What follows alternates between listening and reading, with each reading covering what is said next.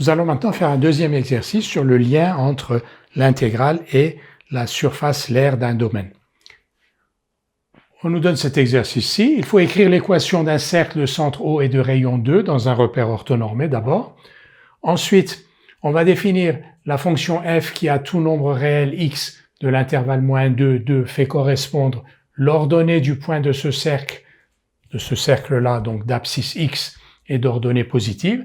Donc on prend un x entre -2 et 2 et on va chercher l'ordonnée du point M du cercle, l'ordonnée du point M du cercle, le point qui a une ordonnée positive parce qu'on pourrait avoir un point par ici, donc c'est l'ordonnée positive qui nous intéresse et donc à x on fait correspondre cet y là. Et cette fonction on va l'appeler f. On nous demande ensuite de calculer l'intégrale de 0 à 2 de f de t dt. D'abord l'équation d'un cercle. De centre O, de rayon 2, des souvenirs de première, x2 plus y2 égale 4. Vous vous souvenez comment on fait? On pose un point M du cercle, MXY, et on écrit que OM carré est égal au rayon au carré, et OM carré c'est x2 plus y2, et le rayon au carré c'est 4. Deuxièmement,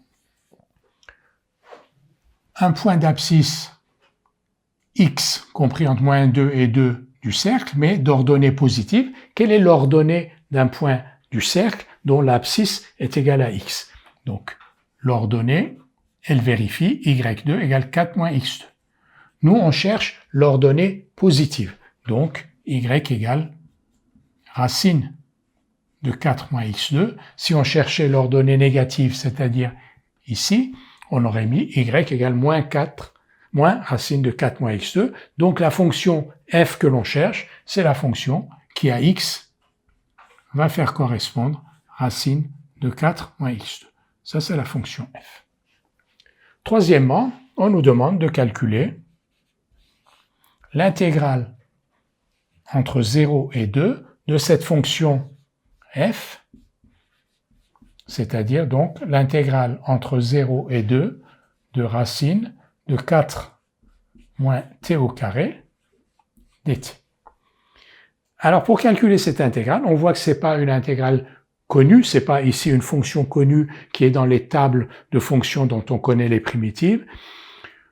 On ne peut pas trop utiliser des compositions de fonctions parce que finalement on a un seul bloc qui est racine de 4 moins t2. L'intégration par partie, on ne le voit pas trop non plus. On pourrait mettre 1 égale u', v égale racine de 4 moins t2, mais ça a l'air assez compliqué. Ce que l'on peut faire en revanche, c'est que cette fonction f, donc on sait la dessiner, la voilà, et finalement cette intégrale, donc intégrale de 0 à 2 de racine de f de t dt, c'est rien d'autre que la surface qu'il y a sous la courbe de f, l'axe des abscisses et les deux droites x égale 0 et x égale 2.